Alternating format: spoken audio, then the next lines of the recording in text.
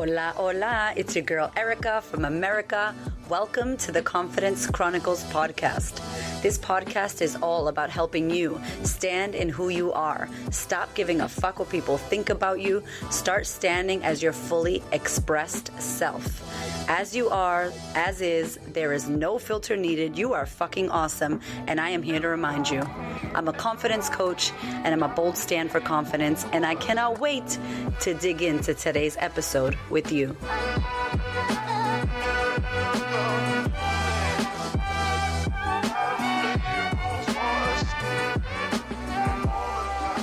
Hello, my love. Welcome to the Confidence Feels Like Shit audiobook sneak peek series.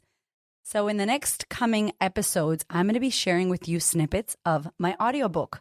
If you love this podcast, which you listen to, you are going to love the audiobook. It is 6 hours of me going off script, swearing, saying all the things in order for you to rebuild your self-confidence, own who you are, claim your throne like the queen that you is.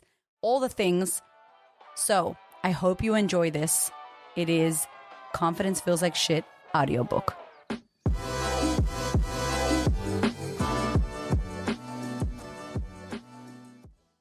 Chapter 6, The 5 C's, Choice. It all starts here. To walk through life with confidence, first and foremost, you need to acknowledge that you have choices. You have free will to choose what you want and don't want. And whether you realize it or not, you're making dozens of choices on the daily. The question is, are the choices you're making leading you towards empowering decisions? Or have your choices been keeping you in fear? This is the first part of creating confidence, and it's step 1 of the practice, because truly effective decision-making can only come from a place of empowering choices. Every single one of us, every single day, in every single moment, has the ability to make a decision. This is one of our many choices. Choice and decision go hand in hand when it comes to you practicing confidence. When we aren't actively choosing to make decisions for the things that matter most to us, we end up idle. This is where we wish things would change and we hope for more in our lives, but we haven't actually decided to choose something better for ourselves. A classic example of this is wanting to lose weight. How many of us have committed to changing the way we eat? The diet starts on Monday, we promise. And in that moment, we're making the choice to lose weight. But when it comes to deciding what to eat for dinner on Friday night, we reach for that third slice of pizza or order another glass of wine. In other words, the decision that we make doesn't line up with our choice. This is also where procrastination station, analysis paralysis, and self-sabotage tend to kick in. This is where we can unconsciously fall into the trap of comparison and judgment of ourselves and of others, thinking that it may be easier for others because they're just born with self-confidence. In reality, it's not easier for anyone else than it is for you. They're just deciding to move through the practice. They're making choices and deciding to act on their life, instead of watching it pass by and giving reasons why it's not working out the way they wanted. Here's what I know. If you picked up this book and have even the slightest interest in gaining more self-confidence, then I can bet you that there is a decision that you've been putting off, a decision that you haven't yet committed to making.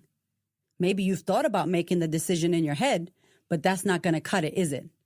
A decision made in your head is not a decision made. It's a thought that you've thought about. Maybe that would sound nice to do that, but you haven't actually chosen to make that decision, and you haven't truly decided that you want to go for this, whatever it is. When you choose to make a decision, you do something. You act on it. It's instant. It's automatic.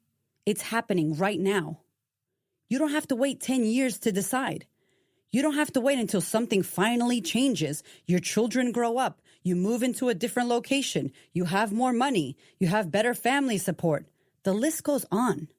These are all most likely just reasons why you're not choosing, but reasons don't get you the results you want. As the amazing Tony Robbins says, our culture teaches us that making significant changes takes a long time and is difficult to do. This is simply not true. Change happens in an instant. It's not a process. It's something you do in an instant by simply making a decision. The reality is that you can choose to decide right now. The only thing stopping you is your story about why you can't. The first choice you need to make is to decide. It sounds funny, right? But honestly, that's all there is to it. Instead of procrastinating on this little choice, just decide that you're going to start moving in the direction of what you desire. Decide that you're going to finally go for and create what you want. It has to start there. Many times we don't choose what we actually really want for fear of thinking that we won't really get it. We don't dream or go for the scary goals because deep down, we don't believe we can achieve these things. It may seem impossible at times. So instead, we don't show up. We hide and we let our fear guide us back into the similar results we've always gotten. When you stop making decisions, you stop taking action towards the things you want to create. If you don't make these decisions, you have to accept that the things you want to happen in your life can't happen. If you want to be more confident, if you want to feel empowered and on purpose, you must choose to start doing so. When you make these choices to put your desires first, you are able to move in the direction of what you want. You're able to start kicking goals and doing the things that are important to you.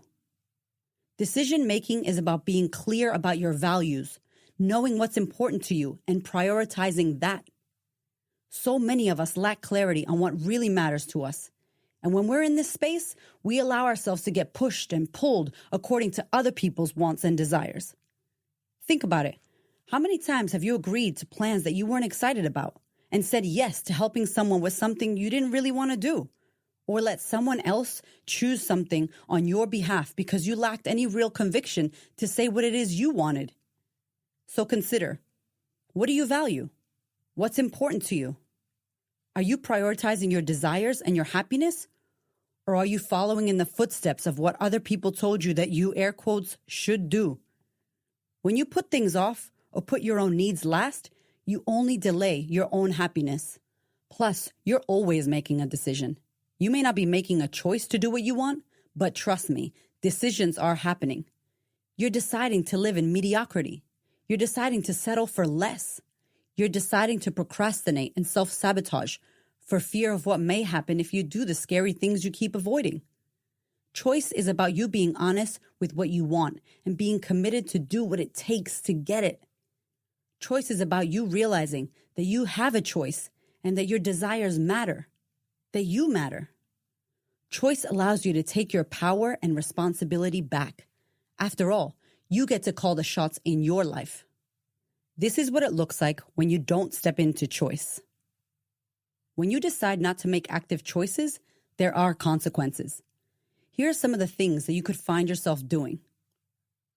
Self-sabotaging. You know what you want, but you keep repeating the same shitty patterns and making poor choices derived from fear, which then keeps you in fear and a lack of responsibility. This results in you not creating the confidence to go for what you want. Maybe you're ready to take on some more responsibility at work and step into that leadership role. But instead of putting your hand up in the meeting, you sit there quietly. And instead of speaking up when your boss asks for someone to take the lead on something, you shy away once again, letting your fear hold you back from going for what you truly want. So you stay in that position that you know you dislike when you know you're capable of more and you're not happy. You're staying because it's easier to do what you know than it is to step into the scary unknown. Procrastinating. Putting things off is normal and natural, but it becomes a problem when it gets to the point where the overwhelm and lack of action itself keeps you in a lack of action. It's a vicious cycle of anxiety and inaction. If you're procrastinating, you may be extremely overwhelmed with all the things you need to do. Yet you don't choose one or commit to following through on anything. Maybe you've had a minor task that you kept putting off. Let's say organizing your kid's birthday party. It's weeks away, so you don't worry about it yet.